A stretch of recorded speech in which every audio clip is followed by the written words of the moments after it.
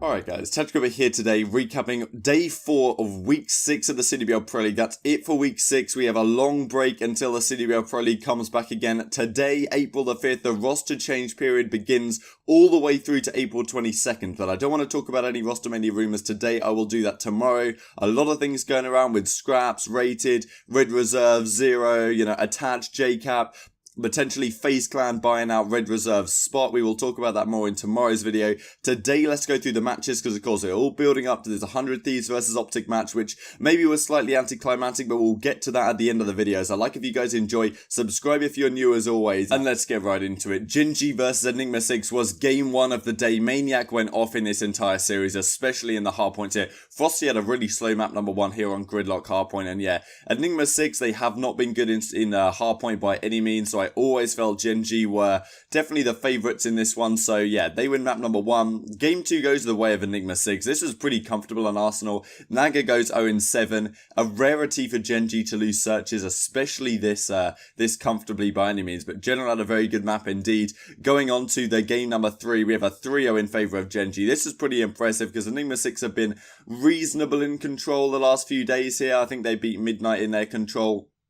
So it's impressive for GenG to come out like this. Maniac in the respawns was dominant. Envoy had a very good map here as well. And yeah, Diabolic 4-17. This is a trait that we have seen with this Enigma 6 squad for, well, quite some time now, where one of the guys on the team will just not perform to the level that, you expect of them. And it tends to happen when a guy on Enigma 6 will just have a horrible game 3 control and they end up losing the map. Going on to game 4, this is where GenG closed it out once again. E6 had a pretty strong start to this one, but then they turned it around. Maniac surely was, he was just going off every single map, especially in the respawn department. Diabolic not having a good map by any means. And yeah, maybe that's the next change you look to make on this Enigma 6 squad. Kismet has not been the star that he was at the Pro League qualifier. Chino has been generally pretty good and has seemed to improve their play to some degree. But maybe it's come at the cost of Diabolic not playing as well. Of course, you're not going to get rid of Frosty or General because he owns the thing. So yeah, maybe Diabolic's the next change you make if you're looking to take this E6 squad to the next level. And this is the final series scoreboard. So of course, Major Maniac with a 1.8 KD, 86 total kills, and Diabolic with 27 kills over 4 maps. That's not as good as I have seen. GenG continue to look very good though, and they will be going into CWL London with the top seed from their division. They're sitting at 9-2 right now. We will look at the final standings in the divisions after we get through all these matches. Game 2 of the day was Midnight versus Denial, and I was impressed with Denial here. Midnight just pretty much comfortably won this map number 1. It was very close towards the end, but they were in the lead for pretty much the entirety of the game here. Blast had a very good map as well. He was very good over the course of this series. Wayless did his best here on this Arsenal hardpoint, but it wasn't to be. Game 2, I don't know what was going on here because Midnight, I believe, they beat 100 Thieves in Search and Destroy a couple of days ago. 6-1 and 6-2 in the Search and Destroy. So I was like, okay, this team Search and Destroy gods, like what's going on? They get 6-0'd by Denial here. Like, Denial are a good search team, but the fact that you get 6-0'd by them after beating 100 Thieves in that fashion just a couple of days ago, just mind-blowing. Like, I don't really know what to say about Black Ops 4 in its current state because, there's always been this inconsistency argument over time. Like, if that's not inconsistency, I don't know what's going on. Game 3 on the control. Midnight do manage to close it out in the end. They win this 3-0. Saints had a very good performance here, and yeah, Denial's control hasn't been so good. Midnight, of course, lost to E6 a couple of days ago, but they win this one relatively comfortable on Seaside. Tends to be the way that when you go up 2-0 on a control map, the next round is very, very important indeed, and often you can close it out in that fashion. Then game 4, Denial bring it back with the heat here, and this was impressive, Midnight, super good the other day. They beat 100 Thieves. Now they play against Denial. I would have felt really bad for Denial if they'd have lost every single series on the week, considering they were so competitive in all of them. I said at the start of this week, you always expect Denial to get an upset somewhere, but you probably have to predict against them in every single match. So yeah, they ended up getting this upset against Midnight here. They beat them 250-153 in this hardpoint. And then, game 5, they just romped through them, 6-1 as you can see here, courtesy of EasyMac, of course, all this stuff. His links are down in the usual description box below, as always, if I can say that correctly. 6-1. They won one game. They won one round even across the course of both Search and Destroy maps. Did Midnight, and it was because of like a 3-piece nade from Parasite. But apart from that, they basically did nothing. So I don't understand how you go from 12-3ing 100 Thieves in Search and Destroy a few days ago to now getting 12-1s by Denial. Like, fair play to the French guys.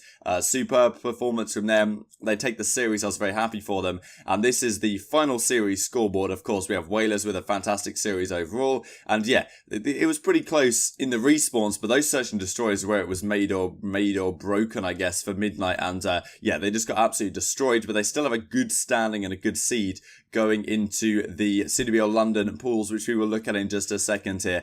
Game 3 of the day, Reciprocity versus Splyce. Now, this one, I wanted to favour Reciprocity. I felt like it probably might go to a Game 5 and they'll close it out, but Splyce performed very well here overall. I felt like Splyce were definitely the better team over the course of the series. Reciprocity took game number 1 in a relatively comfortable fashion. It was close the whole way, but you felt like Reciprocity always had the edge in this particular map. Reciprocity are very, very good at hardpoint in general right now, and you know, I thought the Gridlock map number 4 was going to be a real barn burner on the side of Reciprocity, but it didn't turn out that way. Looney had a very strong map. Aqua has not been as good as of late. I think a lot of people have been asking maybe Splyce consider a change getting rid of Aqua, but given this victory for Splyce, once again they take down Reciprocity here. They took them down in the losers finals at CWL Fort Worth, and even now Splyce do manage to close it out. So map 1 goes in favour of Rec, and then game 2 Splyce closes out comfortably on the payload, Search and Destroy. Accuracy had a very good map. Reciprocity couldn't really get anything going.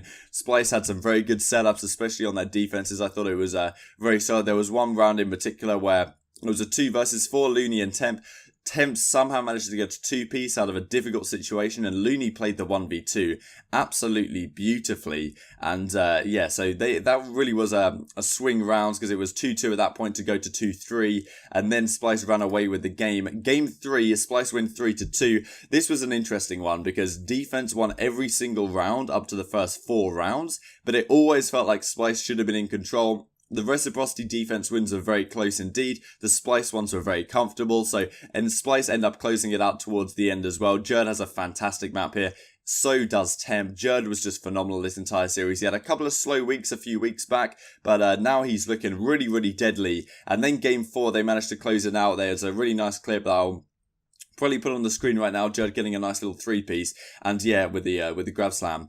And Splyce closes out 250 to 224. This is a map which, well, Reciprocity was leaning pretty heavily for a fair bit of it. 167 to 102 at one point here. I think it was even greater than that at one point. Maybe like 180 to 110 or something. And I really thought Reciprocity were going to take the distance here, considering they're really good at this gridlock hardpoint. But Splyce brought it back very nicely. Jerd completely took over the game. Accuracy was very good as well, even though he's kind of been the guy struggling on the squad for the last couple of weeks. So impressive stuff from Splyce. Didn't have to go game 5 against a Reciprocity, which is very deadly in those kind of scenarios. And yeah, the series scoreboard, Jerd definitely the MVP of this one according to EasyMac. Accuracy definitely deserves honourable mentions as well. Splyce bring home the bacon. If they'd have lost this, there's definitely a possibility they may have made roster changes with a lot of good talent on the market right now, but as it is, I see it unlikely, and of course it puts Reciprocity in a very difficult pool for CWL London that we'll look at in a second. The final series of the day was OpTic versus 100 Thieves, a match we've been waiting for a long time. Of course, Nadeshot, the CEO of 100 Thieves, the founder of 100 Thieves,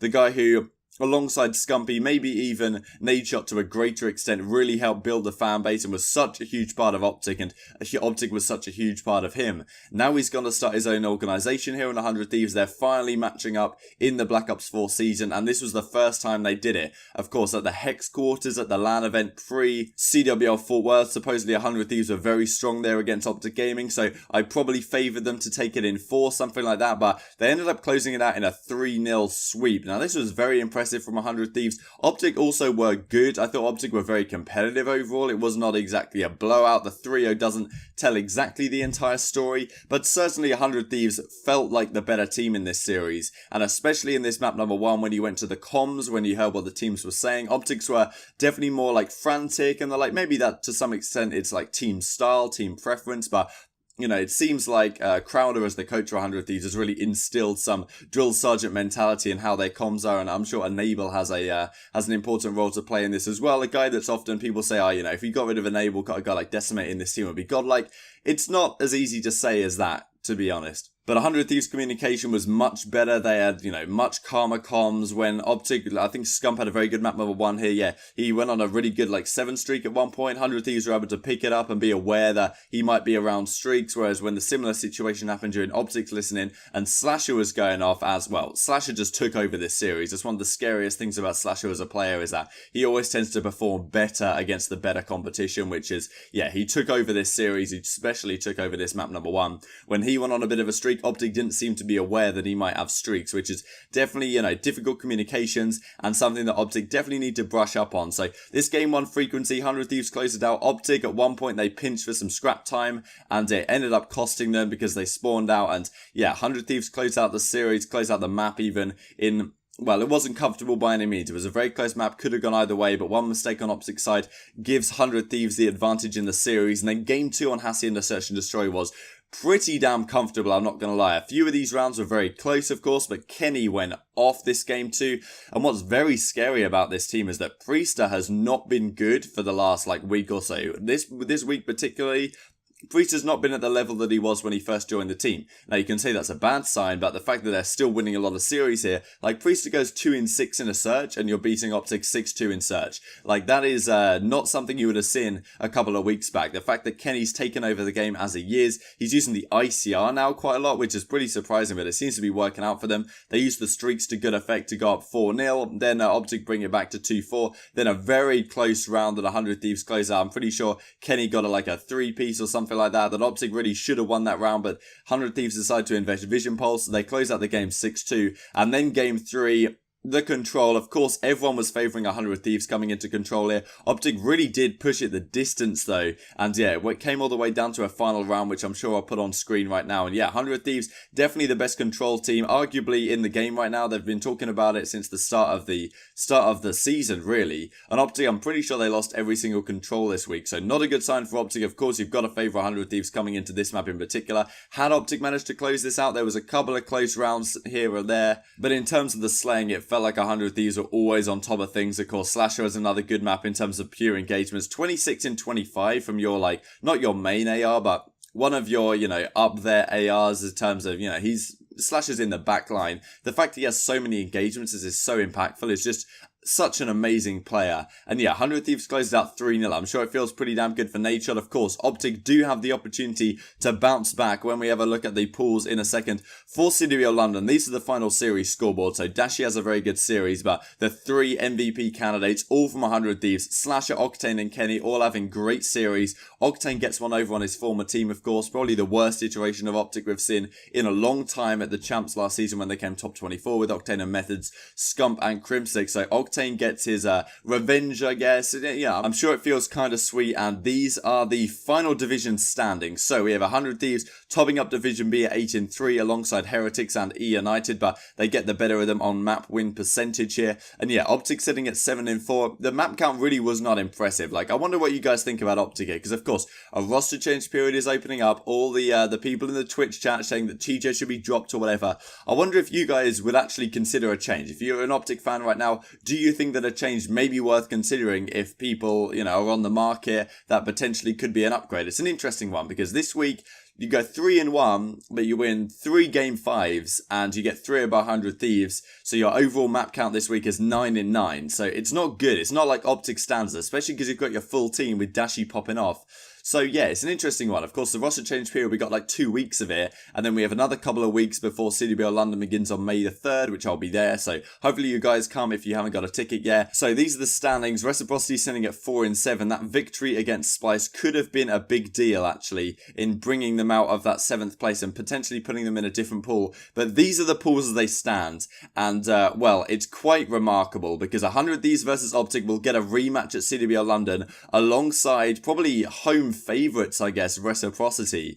And, well, this is a horrible pool to find yourselves in for any one of these teams, really. Enigma 6 is there as well, potential to improve. Of course, they beat Reciprocity 3-0 at CWL Fort Worth, but then Reciprocity got their own back on Enigma 6 earlier this week. OpTic and Reciprocity also faced off in Fort Worth pools, where Reciprocity ended up taking the victory. So this is a crazy pool. Pool B is arguably even scarier. You have the two finalists from Fort Worth, along with GenG, who, as we just saw, are topping up the Division A standings here at 9-2, alongside Denial, who seem to have the potential to upset any team on a given day. So this is remarkable stuff. Pool C, E United, Red Reserve, NV, and Evil Geniuses. A lot of drama going down here with potential roster changes. And then Pool D is just easy mode. You know, these teams are still good, but at the same time, these caliber teams are not on the same level as any other pools. So, hope you guys enjoyed the video. Like if you did, subscribe if you're new. As always, I would greatly appreciate it. Thank you guys so much for watching, as always, and I'll see you tomorrow with Rostermania Rumours. I'll see you next time. Der Feind kämpft um Bravo. Wir nehmen B ein.